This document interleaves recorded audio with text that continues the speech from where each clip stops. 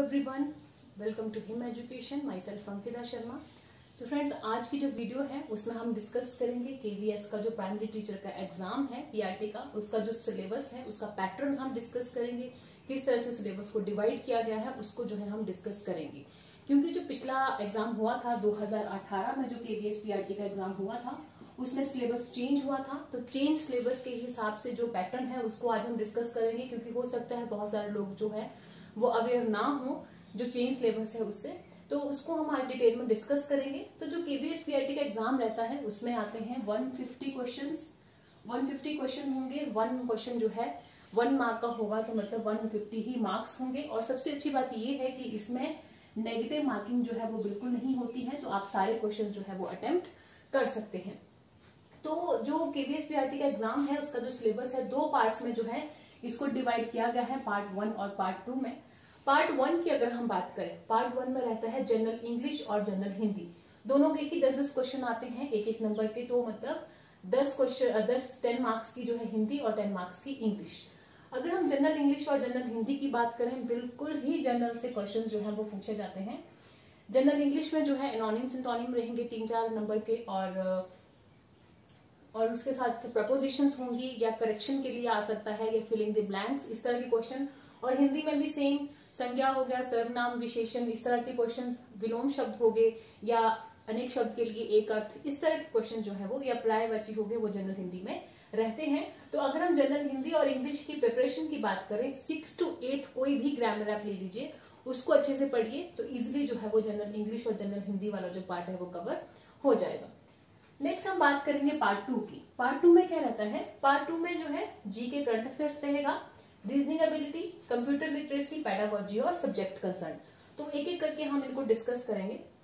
अगर हम जीके और करंट अफेयर्स की बात करें, इसके भी 10 क्वेश्चन आएंगे। 10 क्वेश्चन जो है वो, उसमें से 3 या 4 क्वेश्चन, 2 या 3 क्वेश्चन जो है वो सब्जेक्ट कंसर्न से ही कवर हो जाते हैं, जिसको आगे जाके हम डिटेल में डिस्कस करेंगे। बाकी जो है 1 या 2 क्वेश्चन जो है स्पोर्ट्स पे बेस्ड आएंगे, और 1 आध क्वेश्चन जो है वो हिस्ट्री से। तो जीके करंट अफेयर्स जो है इसके लिए ज्यादा जो है बिल्कुल टेंशन लेने की जरूरत नहीं है। अगर आप डेली थोड़ा थोड़ा करंट अफेयर से अपडेट रहते हैं तो इजीली इसको कवर कर सकते हैं। नेक्स्ट हमारे पास है रीजनिंग एबिलिटी। रीजनिंग एबिलिटी जो है ये भी रहती है 10 नंबर की, 10 क्वेश्चन आते हैं इसमें। ये भी बिल्कुल बेसिक सी पूछी जाती है। रीजनिंग एबिलिटी के लिए पहले आप जो प्रीवियस ईयर पेपर है उनको देखिए, एक बार उन क्वेश्चन को प्रैक्टिस कीजिए, क्योंकि पैटर्न जो है, क्वेश्चन जो है वो चेंज होता है, पैटर्न सबका सेम रहता है, टाइप ऑफ क्वेश्चन जो है वो रिपीट होते हैं। तो रीजनिंग एबिलिटी के लिए आप प्रीवियस ईयर क्वेश्चंस को देखिए, बेसिक से रीजनिंग एबिलिटी है। हम भी अपनी वीडियोस में जो है आगे जाके रीजनिंग एबिलिटी को जो है वो कवर करेंगे, तो वहां से रीजनिंग एबिलिटी हो जाएगी। नेक्स्ट है कंप्यूटर लिटरेसी। कंप्यूटर लिटरेसी भी 10 नंबर की रहती है, 10 क्वेश्चन आएंगे। ये भी बिल्कुल बेसिक सी है। अगर कंप्यूटर लिटरेसी की बात करें, इसके लिए फिर भी अगर आप कोई बुक लेना चाहते हैं तो लूसेंट की एक बुक आती है बिल्कुल पतली सी, वो आप ले सकते हैं, लूसेंट की बुक कंप्यूटर के लिए। ठीक है, 10 क्वेश्चन इसमें आएंगे। बिल्कुल सिंपल से जो क्वेश्चंस होते हैं, कमांड्स के क्वेश्चन, जैसे कट एंड पेस्ट, इस तरह के क्वेश्चन जो है बिल्कुल बेसिक से जो है माइक्रोसॉफ्ट से रिलेटेड ऐसे जो है पूछे जाते हैं। नेक्स्ट आ गया पेडागोजी। पेडागोजी जो है इसके 20 क्वेश्चन आएंगे, 20 मार्क्स की रहेगी पेडागोजी। तो पेडागोजी की अगर हम बात करें, तो जैसे हमें पता है, अगर हम केवीएस के एग्जाम की बात कर रहे हैं तो उसके लिए जो सीटेट है वो क्वालिफाई करना पड़ता है।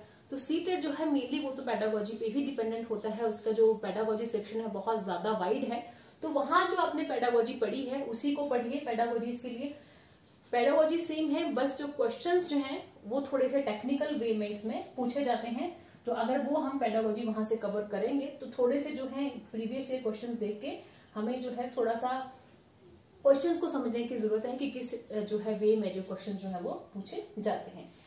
नेक्स्ट है हमारे पास सब्जेक्ट कंसर्न। सब्जेक्ट कंसर्न जो है बहुत ज्यादा वेटेज रहती है इसकी, 80 मार्क्स का होता है सब्जेक्ट कंसर्न। इसमें जो है कौन कौन से आगे टॉपिक्स हैं उसको हम अगर डिस्कस करें, कौन कौन से सब्जेक्ट आते हैं सब्जेक्ट कंसर्न के अंदर, तो सबसे पहले आता है हिंदी और इंग्लिश। फिर से रिपीट हो रहा है, यहाँ पे भी हिंदी 10 मार्क्स की आएगी और इंग्लिश भी कितने की आएगी? 10 मार्क्स की। तो जो आपने यहाँ पे जो हिंदी इंग्लिश अगर पढ़ी है 6 to 8, वो ही यहाँ पे एनफ है। बस थोड़े से क्वेश्चन जो है वो थोड़े डिफरेंट हो जाते हैं। जैसे हिंदी की अगर हम बात करें, भाषा की उत्पत्ति या कहाँ से हुई, या जो इसकी उपभाषाएं हैं, इस तरह के क्वेश्चन जो है वो एक दो देखने को मिल सकते हैं। फिर भी अगर हिंदी की अगर हम बात करें, अगर आप कोई अलग बुक लेना चाहते हो तो ये अरिहंत की एक सामान्य हिंदी की बुक होती है, ये वाली जो बुक है ये एनफ है। अगर आप इसको हिंदी को बिल्कुल डिटेल में अच्छे से प्रिपेयर करना चाहते हैं, इसको अगर आप पढ़ लेंगे तो इजिली जो है हिंदी के क्वेश्चन जो है वो कवर कर सकते हैं। और इंग्लिश के लिए तो सेम जो है 6 to 8 का ग्रामर जो है वो काफी है। नेक्स्ट आता है दूसरा जनरल साइंस। जनरल साइंस की अगर हम बात करें, ये आएगा 20 मार्क्स का।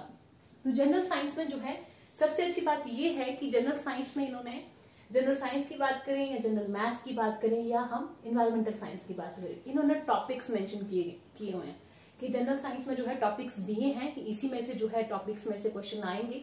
पिछली बार में जो पेपर हुआ था उसमें जो टॉपिक्स दिए गए थे उसी में से क्वेश्चन इन्होंने पूछे थे। तो जनरल साइंस के लिए 6, 7, 8 और 9th तक की जो एनसीईआरटी है साइंस की बहुत ज्यादा इनफ है।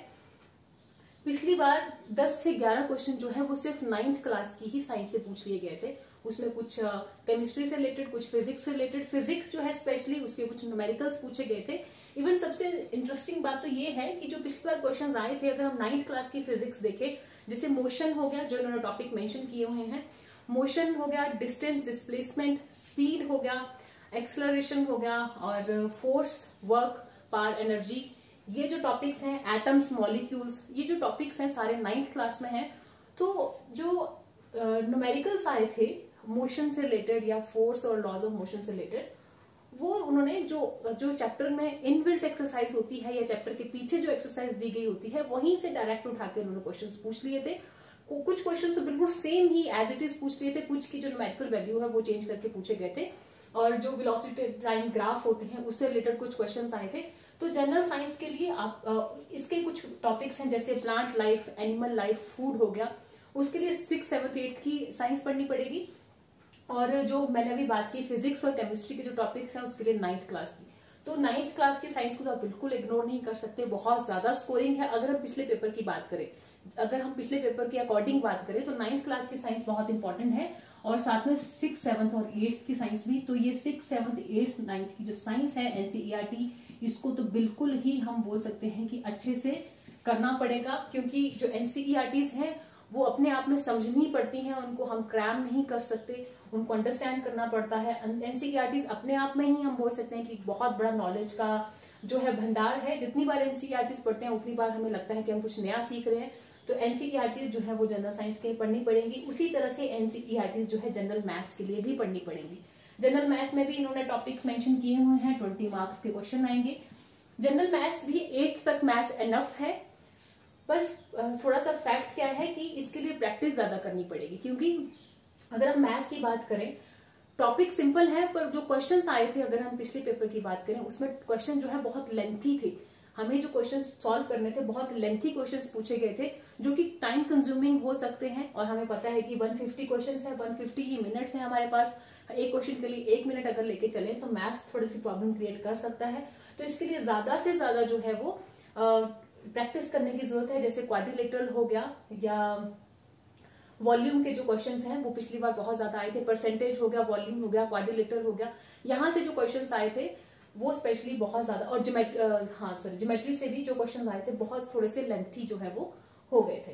नेक्स्ट हमारे पास आता है इन्वायरमेंटल साइंस, ईवीएस। इसके लिए फिर से जो है वो हमें 6 to 8 जो है वो एनसीईआरटीज पढ़नी पड़ेंगी। 6 to 8 जो है वो स्पेशली जो जियोग्राफी है और जो पॉलिटी है वो तो स्पेशली करनी पड़ेगी। और हिस्ट्री जो है उसमें से भी कुछ एक टॉपिक्स हैं जो अलग से मेंशन किए गए थे, उनको भी जो है हमें करना पड़ेगा। ईवीएस जो है उसमें वैसे तो 6 to 8 एनसीईआरटी काफी है, पर कुछ टॉपिक्स जो है वो अलग से पढ़ने पड़ेंगे। जैसे पॉपुलेशन ग्रोथ का एक चैप्टर है, टॉपिक है, पिछली बार पॉपुलेशन ग्रोथ से ही 3 से 4 क्वेश्चन जो है वो पूछ लिए गए थे, जैसे सेक्स रेशियो हो गया या फिर पॉपुलेशन डेंसिटी हो गया या ग्रोथ रेट हो गया। इस तरह के 4 से 5 क्वेश्चन जो है वो सिर्फ एक ही टॉपिक से आए थे, पॉपुलेशन ग्रोथ से। और 5 ईयर प्लान्स हो गए, उसमें से भी एक क्वेश्चन पिछली बार आया था, ये हमें अलग से करना पड़ेगा जो एनसीईआरटी से अलग है। 2 टॉपिक ये हो गए। पंचायती राज जो है, वैसे तो पंचायती राज जो है वो 6th क्लास में बिल्कुल अच्छे से दिया हुआ है। पिछली बार क्वेश्चन भी जो आया था वो 6th क्लास की एनसीईआरटी की बुक से ही आया था, पॉलिटी की बुक से। फिर भी पंचायती राज को थोड़ा सा हाई लेवल में जो है वो हम पढ़ सकते हैं। तो ये 3-4 टॉपिक्स हैं, जैसे जो इंडियन स्पेस रिसर्च ऑर्गेनाइजेशन, ये वाला जो टॉपिक है ये बाहर से करना पड़ेगा, और फ्रीडम फाइटर्स के बारे में थोड़ा सा पढ़ना पड़ेगा। तो ये 4-5 टॉपिक हैं जो अलग से करने पड़ेंगे, उनको आगे जाके हम मेंशन करेंगे। बाकी जो है एनवायरमेंटल साइंस जो है 6 to 8 जो है वो एनसीईआरटीज एनफ होंगी। इवन अगर हम बात करें ईवीएस में कुछ क्वेश्चंस आए थे जो 6th क्लास 7th क्लास और 8th क्लास की जो ज्योग्राफी है डायरेक्ट क्वेश्चन जो है उनमें से पूछ लिए गए थे। पॉलिटी भी इवन डायरेक्ट अगर आप चैप्टर को पढ़ेंगे, बिल्कुल अच्छे से पढ़ेंगे किसी भी आप एनसीईआरटी के चैप्टर, तो आप समझेंगे कि किस तरह के क्वेश्चन जो है वो पूछे जाते हैं। ऐसा कोई डायरेक्ट क्वेश्चन नहीं पूछा जाता उठा के कि हाँ ठीक है कि इंडिया में सबसे ज्यादा जो है शुगर केन कहाँ होता है, ऐसा क्वेश्चन नहीं पूछा जाएगा। क्वेश्चन जो है वो थियोरेटिकल वे में पूछा जाएगा कि अगर वाटर साइकिल है तो वो कौन कौन से कंपोनेंट्स के ऊपर डिपेंड करता है। तो ऐसा नहीं हुआ क्वेश्चन कि वाटर साइकिल कौन कौन से कंपोनेंट्स पे डिपेंड करता है। क्वेश्चन ऐसा होगा कि जो ट्रांसफर ऑफ वाटर होता है अर्थ और एटमोस्फेयर के बीच में वो कौन से कंपोनेंट्स के ऊपर डिपेंड करता है। तो क्वेश्चन जो है उसको घुमा फिरा के पूछा जाता है। तो इसके लिए जो है सब्जेक्ट कंसर्न के लिए एनसीईआरटीज काफी हैं, जो हम अपने वीडियोस में जो है कवर कर रहे हैं। ज्योग्राफी को हम ऑलरेडी कवर कर चुके हैं, साइंस को हम कवर कर रहे हैं।